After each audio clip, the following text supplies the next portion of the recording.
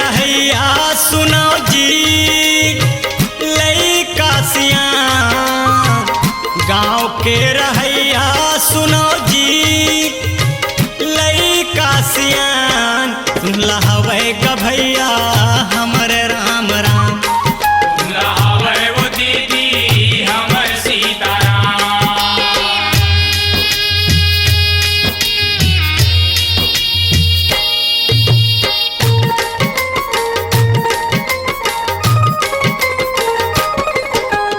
बिच बसती मानवधा चौरा महावीर बजरंगी। तरिया पार माँ भोलेनाथ के लगे है डेरा डंडी। दरिया पार माँ भोलेनाथ के लगे है डेरा डंडी। दरिया पार माँ भोलेनाथ के लगे है डेरा डंडी। बिच बसती मानवधा चौरा महावीर बजरंगी। तरिया पार माँ भोलेनाथ के लगे है डेरा डंडी।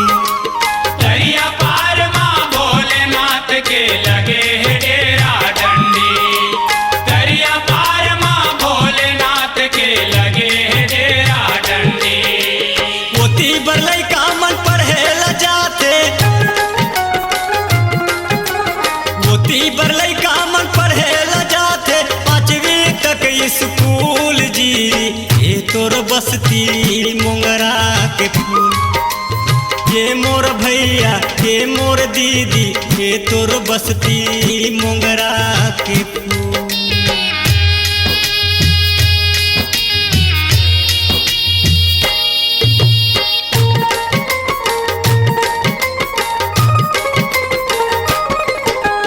तुम्हार गाँव माँ सुनता हवे झगड़ा के नहीं है मितानी। बिजली पंप या हरियर बारी नहर ले मिलते पानी। बिजली पंप या हरियर बारी नहर ले मिलते पानी। बिजली पंप या हरियर बारी नहर ले मिलते पानी। तुम्हार गाँव माँ सुनता हवे झगड़ा के नहीं है मितानी। बिजली पंप या हरियर बारी नहर ले मिलते पानी। बिजली पंप या हरियर बारी नहर ले मिलते पानी। बिजली पंप या हरियर बारी नहर ले मिलते पानी। पानी बनी के घन अमरैया। पानी बनी के घन अमरैया देख के भागत भूम।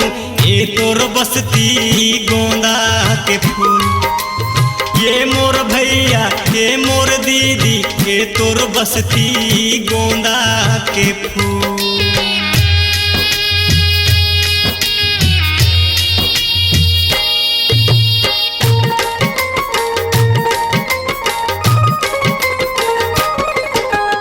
हम परदेसी पहुनगा भैया अचानकपुर ले आएन। धन है हमर भागला गंगा के दर्शन पाए। धने हमर भागला गंगा के दर्शन पाए। धने हमर भागला गंगा के दर्शन पाए।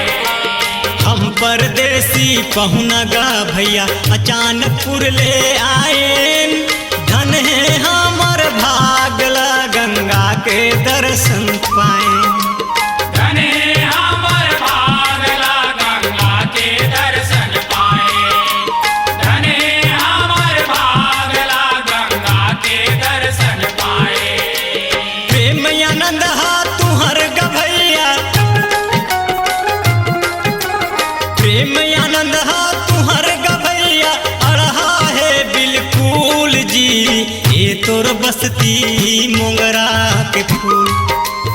ये मोर भैया ये मोर दीदी ये तोर बसती मोंगरा के फूल। गाँव के रहैया सुनो जी लइका सियान। गाँव के रहैया सुनो जी लइका सियान। सुनला हवे गभैया हमर राम राम। सुनला हवे वो दीदी हम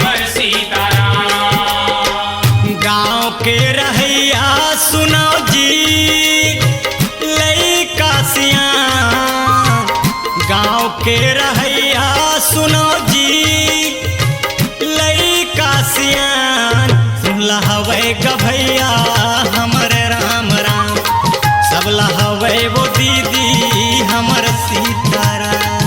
तुमला हवे गो दीदी हमर सीताराम, तुमला हवे गो भैया हमर राम राम, तुमला हवे गो दीदी हमर सीताराम, तुमला हवे गो भैया हमर राम राम। भरत पिया राम, राजा राम, श्री रामचंद्र की जय। उमापति महादेव